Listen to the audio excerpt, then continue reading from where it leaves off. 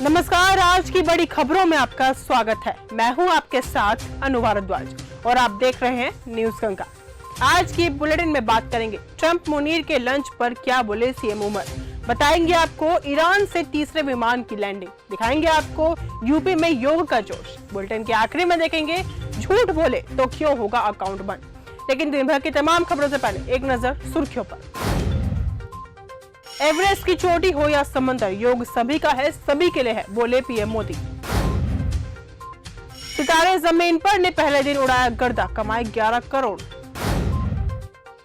Trump का एहसान चुकाने में जुटा पाकिस्तान, नोबेल शांति पुरस्कार के लिए किया नॉमिनेट। ट्रंप मुनीर के लंच पर बोले सीएम अब्दुल्ला। जम्मू कश्मीर के सीएम उमर अब्दुल्ला ने हाल ही में हुए राष्ट्रपति ट्रंप और पाकिस्तान के सेना प्रमुख असीम मुनीर के बीच हुए लंच को लेकर बयान दिया है।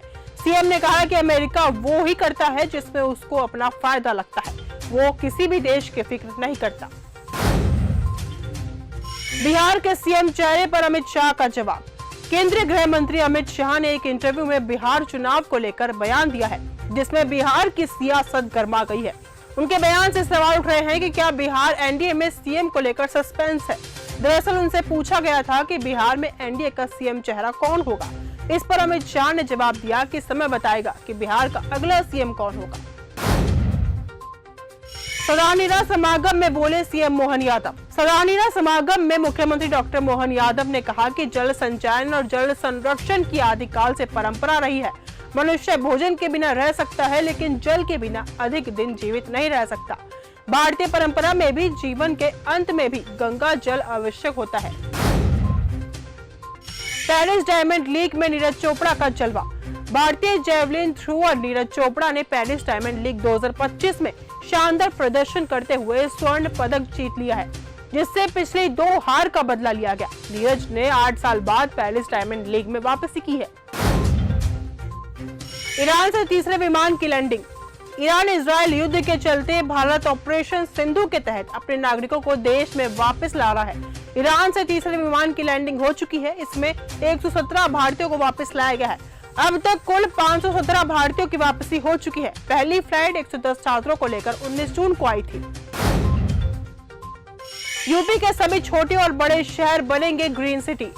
योगी सरकार अब यूपी के सभी छोटे और बड़े शहरों की ग्रीन सिटी रैंकिंग कराएगी, यानी कि हर शहर को ये रैंकिंग उनकी हरियाली और पर्यावरण के लिए किए जा रहे कामों के आधार पर मिलेगी।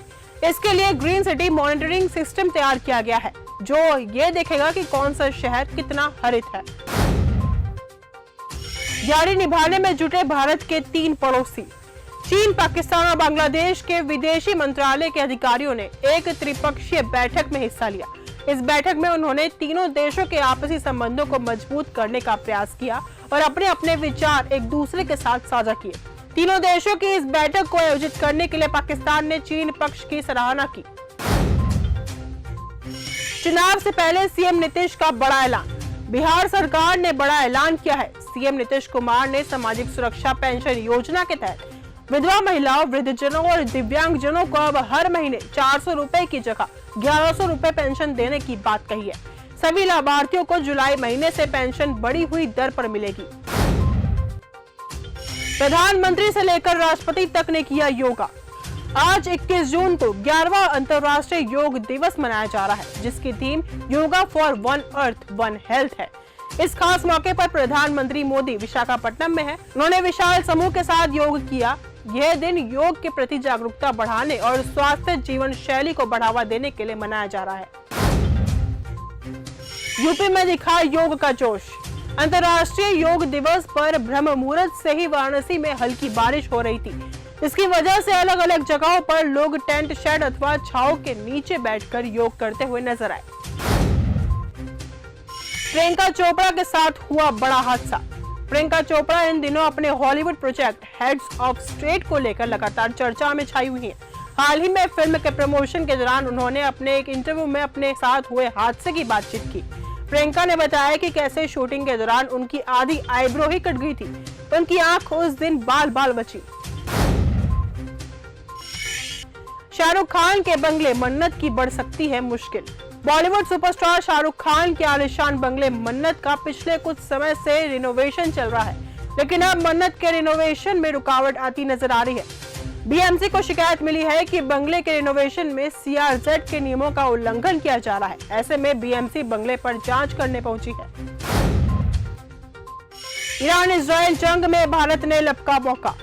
ऑपरेशन सिंधु के तहत भारत ईरान में फंसे नेपाल और श्रीलंका के नागरिकों को भी सुरक्षित निकालने में मदद कर रहेगा। नेपाल और श्रीलंका सरकारों ने अनुरोध किया है कि एक कदम उठाया जाए। यह कदम चीन के दक्षिण एशियाई देशों के साथ गठबंधन के प्रयासों के बीच आया है।